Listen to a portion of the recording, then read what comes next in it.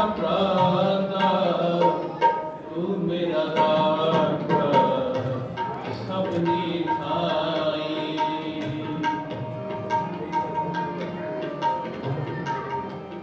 think that the starting point of Sikh belief is the idea that there's one God, and God is very much a presence in the world. And that becomes central because Sikhs don't believe in seclusion. That means cutting themselves off from the world. The Sikh gurus were very clear that you found God in the midst of a family life. And so marriage and community is central to their lives.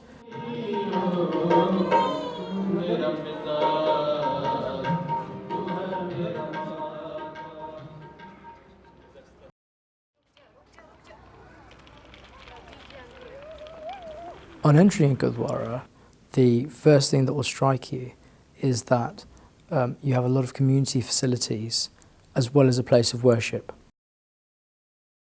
The actual worship room, the Divan hall, is probably going to be the largest room in the Gurdwara, but it's not the only room by any means. You'll find a room for shoes. You'll find a Langar room or a Langar hall, which is probably of the same size as the Divan hall, as the prayer hall. And in larger Gurdwaras, you'll find rooms for the arranging of marriages and a variety of classrooms where they'll learn anything from English to Punjabi, their own language, to Sikh studies, or even some sort of martial arts. There are often charitable things that occur quite regularly, such as food drops to local refugee centres, and of course homeless people are always welcome in the Langar as well.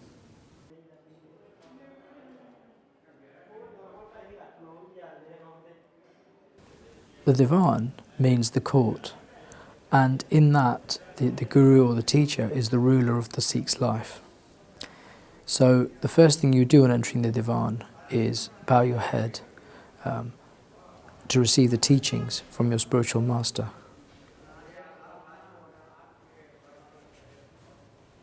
Okay, what you've got here is the Goluk, which is a box where people put any offerings that they're going to give to the Gurdwara. People sometimes put milk bottles and other kind of food substances which are later going to be used in the Langar, which we'll see shortly. What you've got here is a cloth which sits over the Guru Granth Sahib. Now the Guru Granth Sahib is covered with loads of cloths because it's given the utmost respect in the place of worship. And here you can see some of the lettering. The pages are usually extremely beautiful and they're decorated in the best possible way.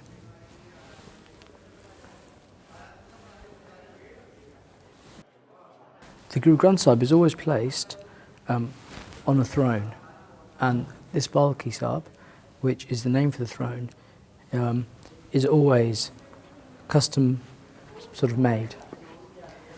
Underneath it is a canopy, which is important because it also symbolises the status of the Guru Granth Sahib as the ruler of the lives of the Sikhs. So this is the Chanani and this is the Ramala. In a ceremonial function, you always have a fly whisk or Chor Sahib, which periodically the person sitting behind it will wave. On either side, it could be the left, in this case it's the right hand side, you have a small dais where the musicians will sit and it helps them to project their voices, because Sikh worship is basically oral. It's to do with music, it's to do with singing hymns.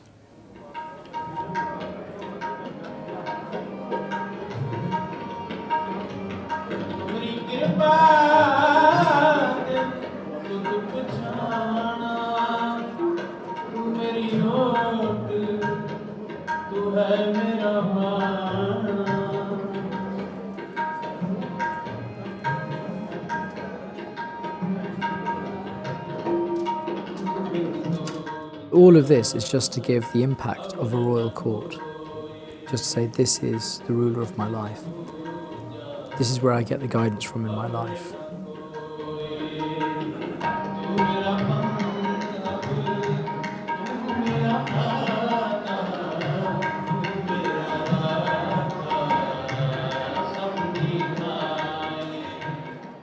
After praying, you would receive prasad. And it's a sweet tasting sort of pudding. It's semolina that everyone eats as a refreshment and for some people as a sacrament.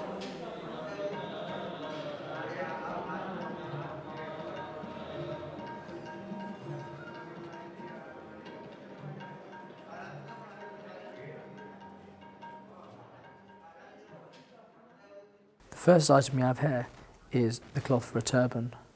Now, I'm wearing a blue turban as well, but there's no particular significance about the colours. A lot of Sikhs will wear orange, particularly on Vaisakhi on the 14th of April, which is the date when the Khalsa was created in 1699. But Sikhs can wear any colour they want, and indeed many wear turbans that are polka dot or paisley patterns. Indeed, the paisley pattern comes from the Sikh Empire. The second item is the kachera. This is worn as an undergarment. It was a big innovation in its time because it shows sexual equality as it's worn by both men and women. It allows flexibility and it's also chastity. In those days, people would wear just a loincloth which left parts of their body exposed. The third item is the kirpan. Kirpan means mercy, and literally it's a sword of mercy. It's never to be drawn in aggression, which is why most Sikhs, Amritdhari Sikhs, will not just open it to show anyone what it is. Sikhs are legally allowed to wear these in Britain, but only Amritdhari Sikhs. And those are people who would be waking up about 5 or 6 in the morning in order to pray. This is a kanga, which is worn in the hair to keep it tidy, because as a social sort of religion, Sikhs are supposed to be tidy. The last item is the kara. This will be worn even by Sikhs that don't wear any of the others. The majority of Sikhs don't wear turbans, but nearly all Sikhs will wear a kara, and it's usually worn on the right wrist. Kirbans come in different shapes and sizes. This one is quite small. My own one is a little bit larger. It was made by the company that makes Swiss Army knives, and it was there to celebrate the 400th year of the compilation of the Guru Granth Sahib.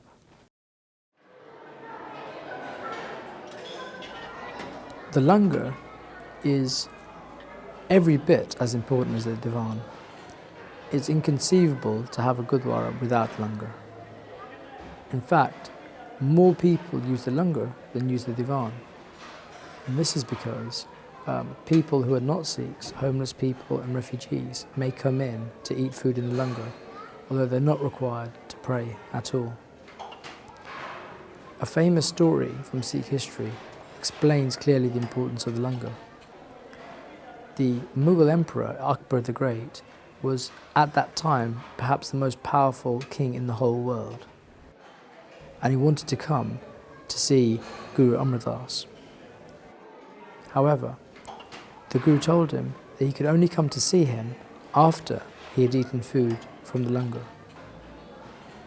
If you think that in the Langar you would be sitting on the floor and you might have all sorts of people there, you'll be imagining that this most powerful king in the world is sitting there with a group of workers, labourers, farmers, priests, housewives, children, and all sorts of people. The Langar is there to emphasise that we're all one humanity by eating together, and that the needs of the body are no less important than the needs of the mind.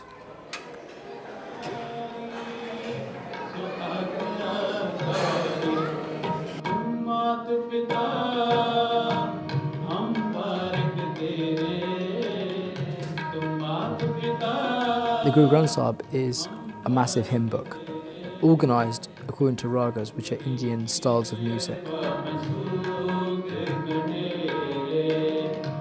Music can affect your mood, and it can put you in the mood to think in a certain way.